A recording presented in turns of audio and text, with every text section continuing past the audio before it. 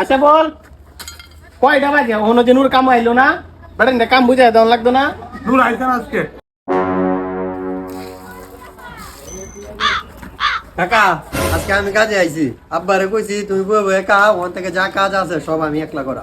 তুই বাবা এই কাম পারতে না যা তোর বাপের ভাড়া যা। না কাকা আমি এই কাম পারাম, আমি আমার কাম দিই।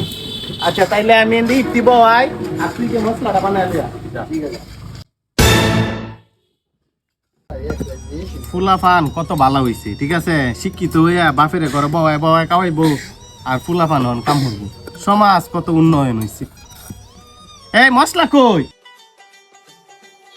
এই কাকা, মশলা কই? কাকা মশলা তো আনছি। কই মশলা? এই যে